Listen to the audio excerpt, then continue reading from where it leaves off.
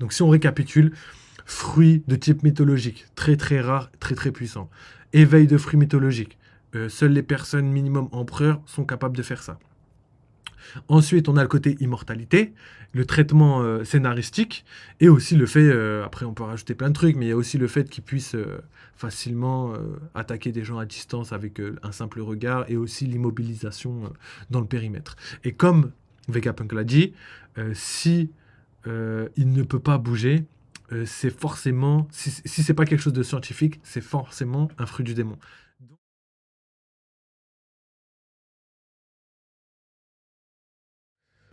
D'un guerrier démoniaque de la science. Dieu guerrier de la science. Sanji a toujours eu un rôle de protecteur pour l'équipage. Saturne est également le dieu guerrier de la défense. Les liens entre Saturne et Sanji sont plus que réels. On n'est pas dans de la coïncidence. C'est totalement voulu. Luffy est un combattant corps à corps. Il n'a pas d'épée. Il aurait donc dû affronter Sanji. Mais non, il affronte Zoro. Qui a bloqué Kaku? Sanji. Alors que c'est Zoro qui a un passif avec Kaku. Luffy a frappé ceux-ci. Qui l'aime beaucoup, qui n'aime pas qu'on frappe les femmes, Sanji. Pourtant, c'est Zoro qui l'affronte. Vous l'aurez donc compris, c'est totalement voulu. Le face-à-face Sanji-Saturne entre en parfaite adéquation avec le récit et le scénario. Autre élément intéressant, les fils d'araignée, malgré leur résistance et leur élasticité, ne résistent pas bien au feu. Ils sont même sensibles à la chaleur. Ils peuvent brûler ou se décomposer lorsqu'ils sont exposés à de grandes températures. Ce n'est pas terminé, rappelez-vous au chapitre 485. On est dans l'arc Thriller Bark et on a l'une des meilleures doubles actions, si ce n'est triple, de toute l'œuvre. Zoro veut passer un marché avec Kuma, sa tête contre celle de Luffy. Zoro est prêt à mettre de côté sa promesse, son rêve, son ambition pour sa nouvelle motivation. Faire de Luffy le roi des pirates. Kuma est perplexe, il ne comprend pas un tel dévouement. C'est alors qu'une voix retentit. Pas si vite, vermine. À quoi est-ce que ça va t'amener de claquer? Hein? Qu'est-ce que tu fais de tous tes idéaux? Abruti, prends plutôt ma vie. Pour l'instant, la marine ne mesure pas encore le danger que je représente. Mais tu peux être sûr que Sanji l'agent noir sera très bientôt votre pire cauchemar. En plus d'avoir une action d'anthologie, Sanji affirme qu'il sera bientôt leur pire cauchemar. Va-t-il directement participer à la chute de Saturne? C'est probable. Le chapitre se nomme Zoro, le chasseur de pirates de l'équipage du chapeau de paille. L'un des prochains chapitres pourrait s'appeler Sanji l'agent noir de l'équipage du chapeau de paille. Le plus surprenant, c'est que certes, Sanji est lié à Saturne, mais Zoro également. Pourquoi? Eh bien parce que Sanji Garcia est en référence à Sergent Garcia, de l'univers de Zoro, avec deux R. Zoro qui est justement opposé au Sergent Garcia. Et un film se nomme Les Trois Épées de Zoro. Sergent Garcia, Sanji Garcia. Le Garcia de Sergent Garcia et de Sanji Garcia s'écrivent de la même manière. Sur l'archipel, Zoro l'a attaqué un Tenryubito, mais Bonnie l'en a empêché. Des années plus tard, c'est Bonnie qui attaque un noble. Zoro pourrait donc à son tour aider Bonnie. Autre élément à prendre en compte, Bonnie est la fille de Kuma, et Saturne est l'ennemi de Kuma. Kuma aidait l'équipage, il leur a attribué la meilleure île pour qu'ils puissent évoluer. Il a protégé le navire. Il faut donc que l'équipage aide sa fille, et dans le meilleur des cas, élimine son pire ennemi. Sanji Garcia, Saturne. Allez, Janet, tu n'auras pas à regarder mes vidéos pour rien. En vrai, je sais pas trop quoi en penser. Donc on va débrief vite fait la vidéo.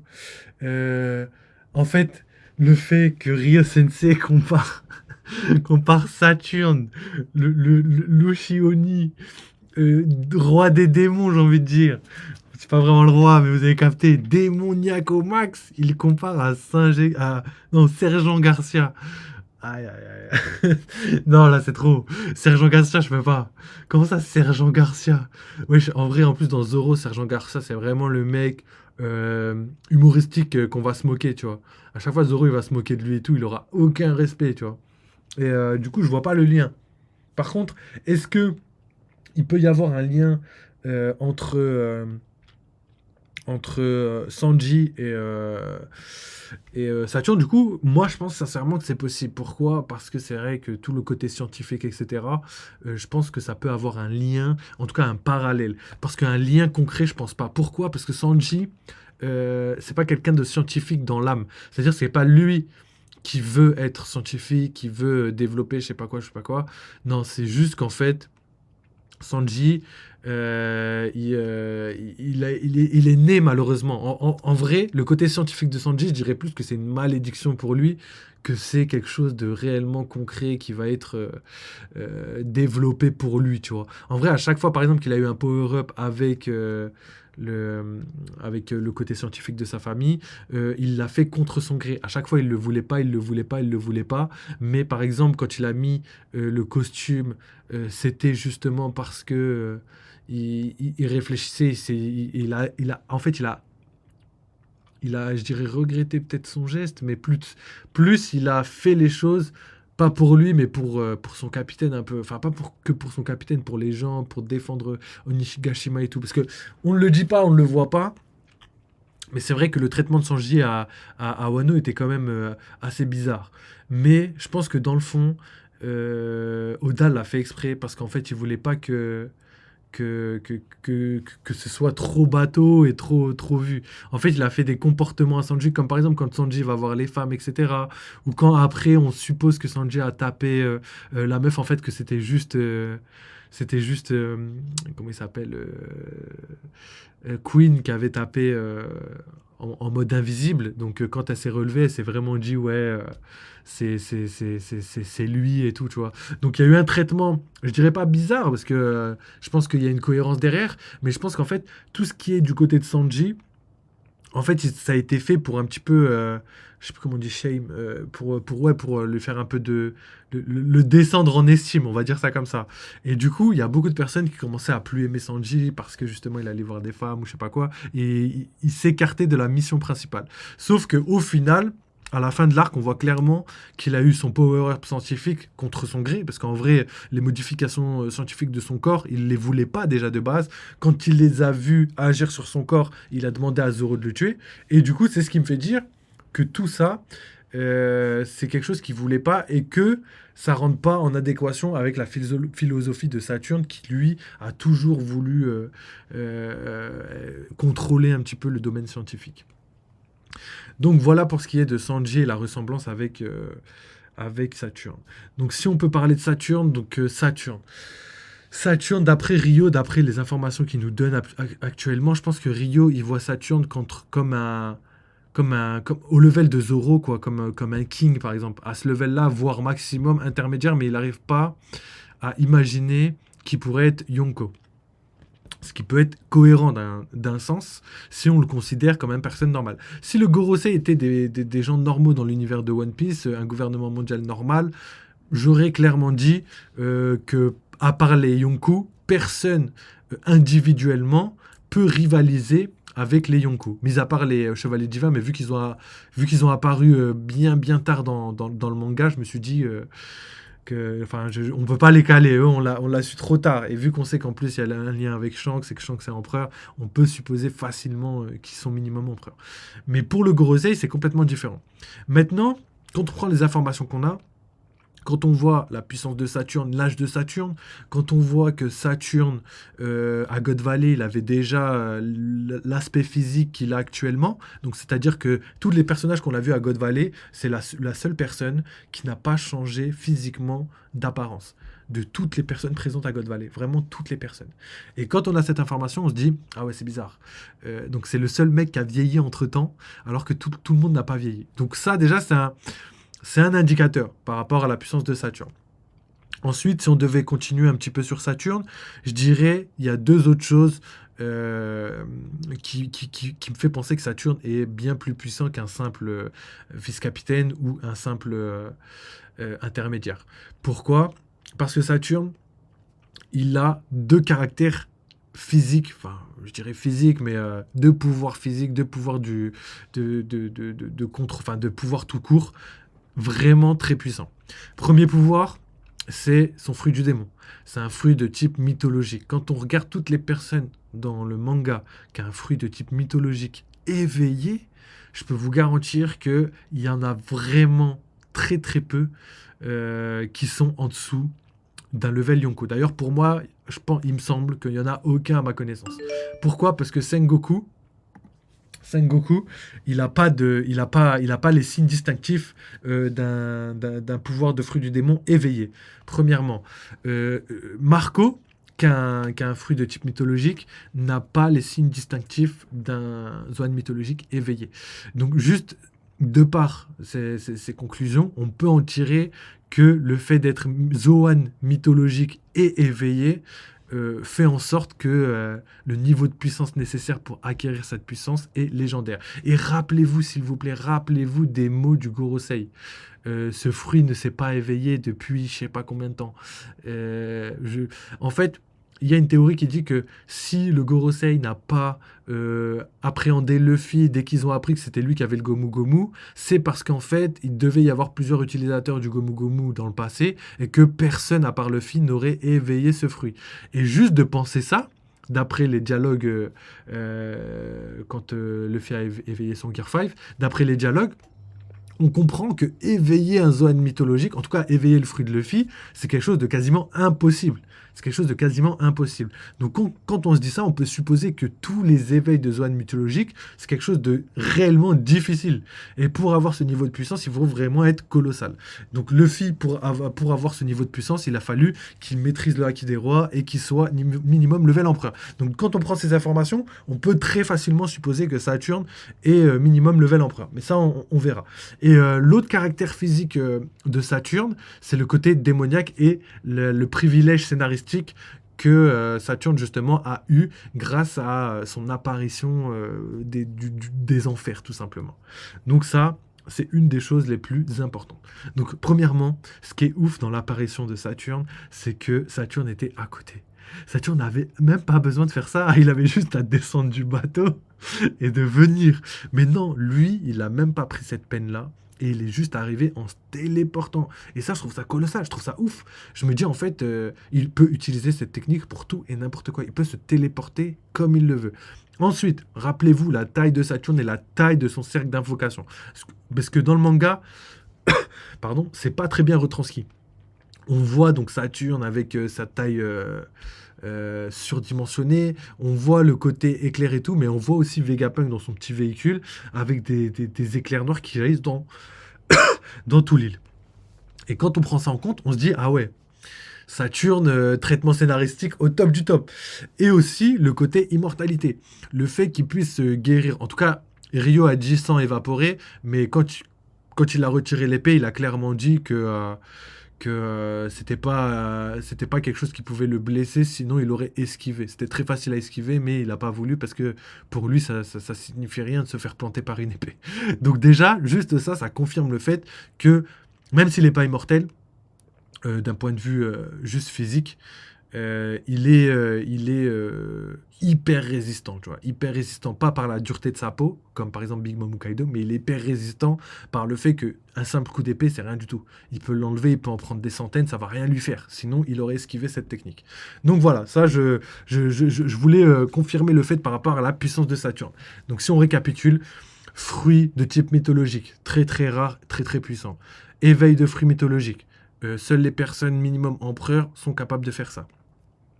Ensuite, on a le côté immortalité, le traitement scénaristique, et aussi le fait, après on peut rajouter plein de trucs, mais il y a aussi le fait qu'il puisse facilement attaquer des gens à distance avec un simple regard, et aussi l'immobilisation dans le périmètre. Et comme Vegapunk l'a dit, si il ne peut pas bouger, c'est forcément, si c'est pas quelque chose de scientifique, c'est forcément un fruit du démon.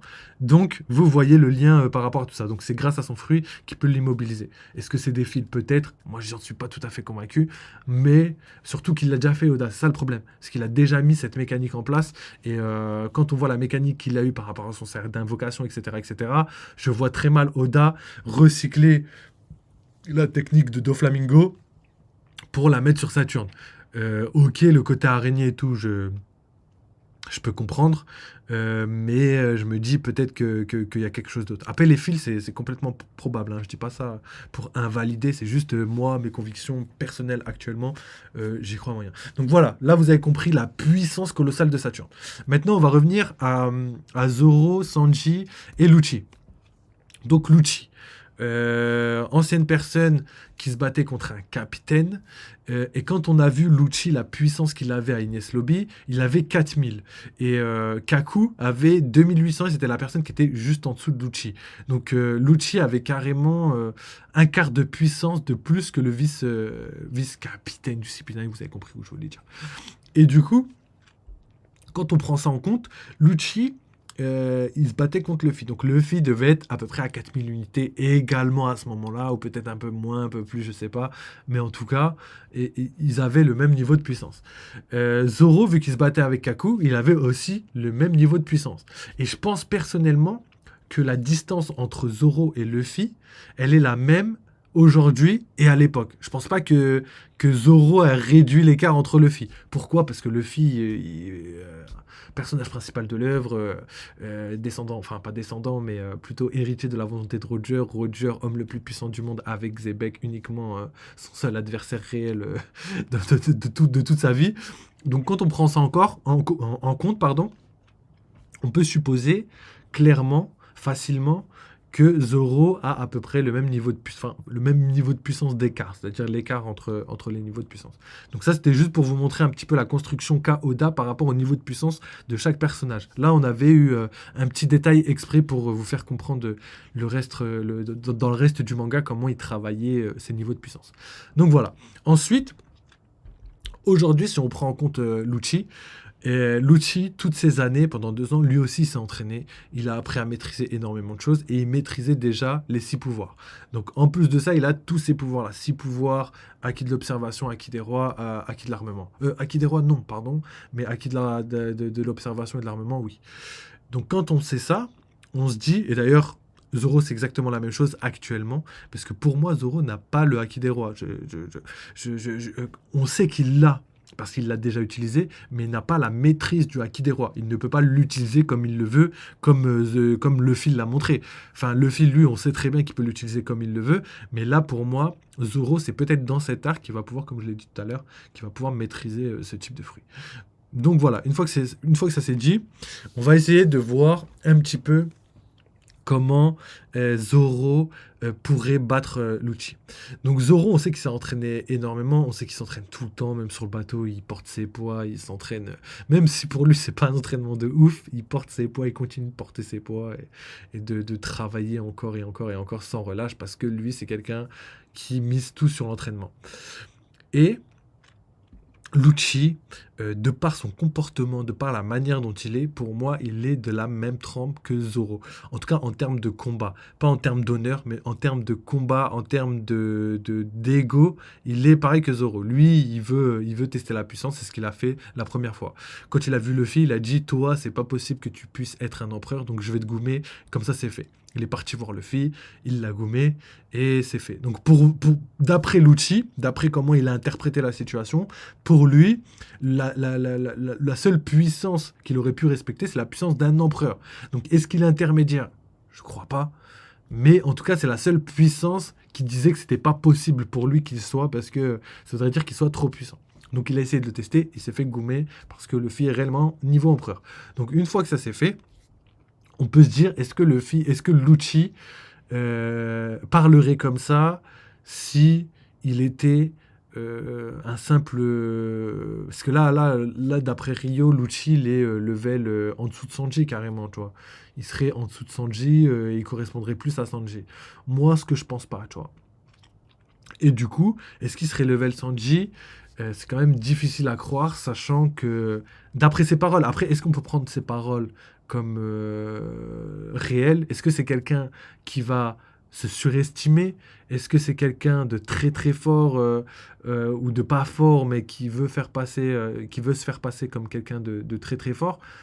Je sais pas, d'après son comportement, on dirait pas. Pour lui, au contraire, c'est quelqu'un d'abject, comment il traite les personnes, rappelez-vous à Ines Lobby.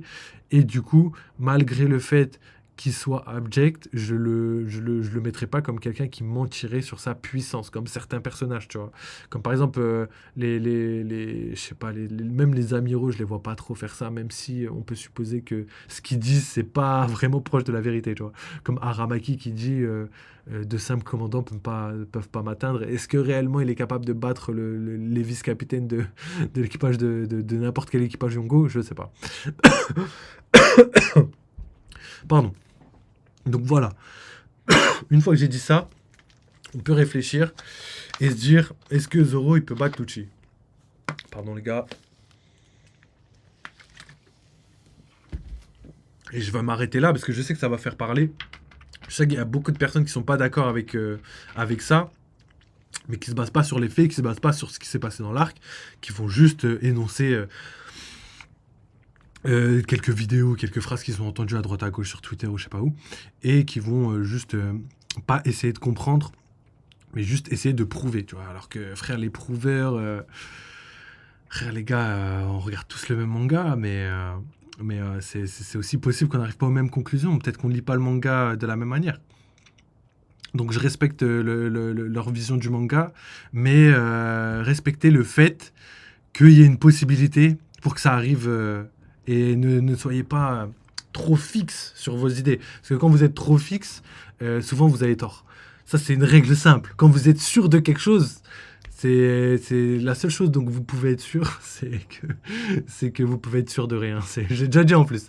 Mais bon, juste pour répondre au fait qu'il y a certaines personnes qui vont pas du tout être d'accord sur le fait que Lucci puisse être puissant.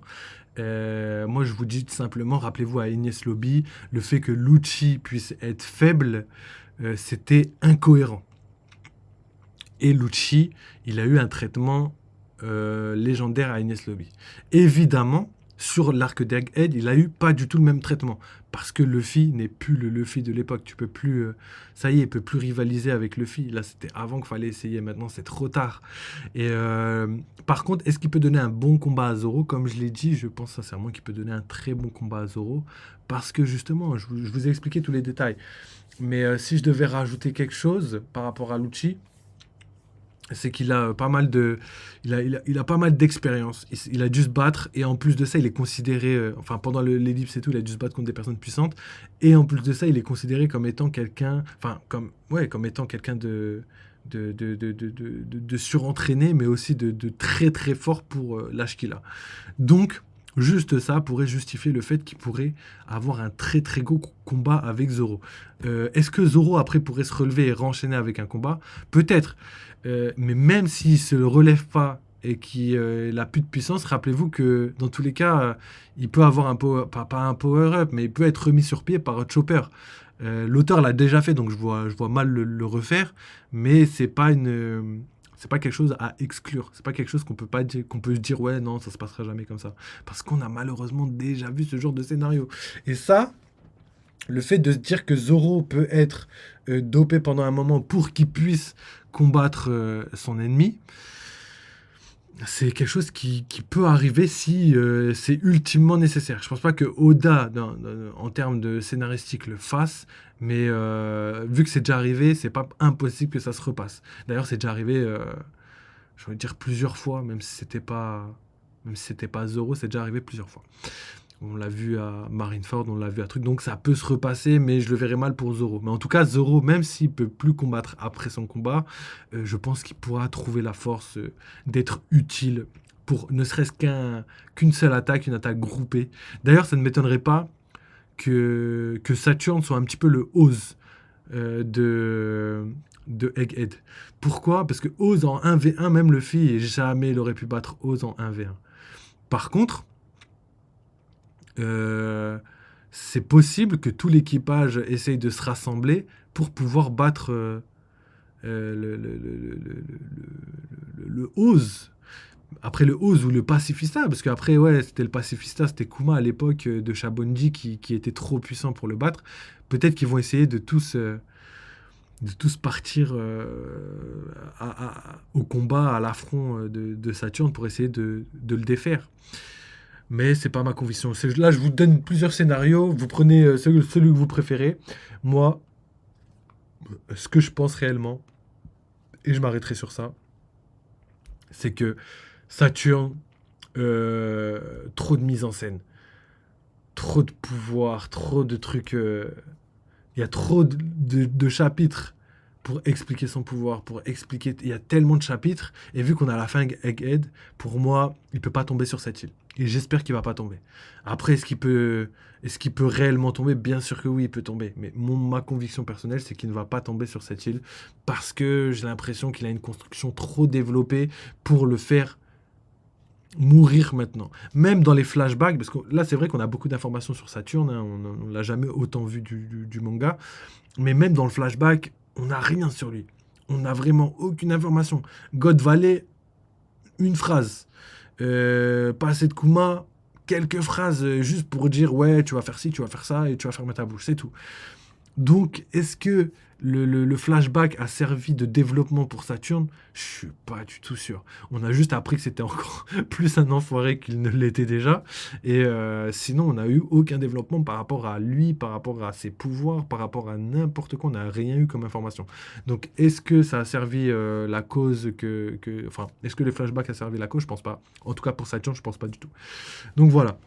Ensuite, Lucci, est-ce qu'il peut battre Zoro? Non, je pense pas du tout. Par contre, est-ce qu'il peut avoir un gros combat avec Zoro et que Zoro peut être quasiment épuisé? Oui, je pense. Mais après, Zoro, je le vois mal. Dans cet arc, en fait, je le vois mal. Je vois mal Zoro faire 2 combats. J'ai l'impression que ce serait trop lambda.